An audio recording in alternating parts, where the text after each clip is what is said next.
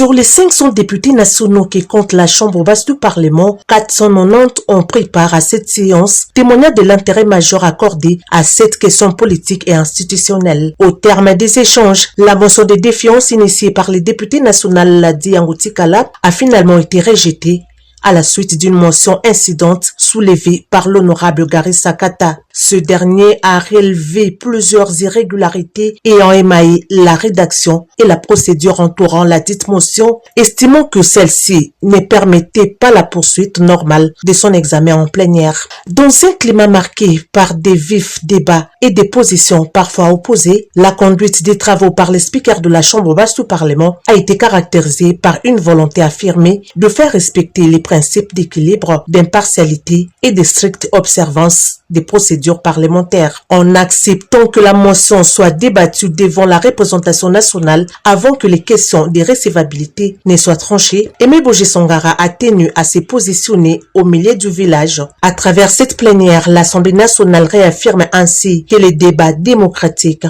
même lorsqu'ils sont marqués par de fortes contradictions politiques, doivent se tenir dans le strict respect des règles et principes qui fondent l'institution parlementaire. J'espère que toutes les leçons seront tirées de cette première expérience depuis que je suis ici. Prenons soin de faire les choses correctement dans l'exercice du contrôle parlementaire. Prenons soin d'écrire les noms comme il se doit.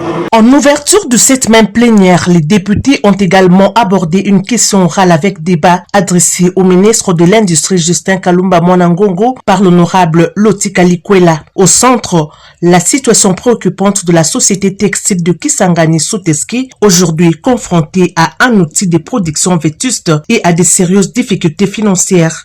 C'est pourquoi je voulais appuyer les collègues en disant aussi, si nous voulons faire une commission d'enquête, ça ne sera pas une commission mixte avec le membre du gouvernement, non.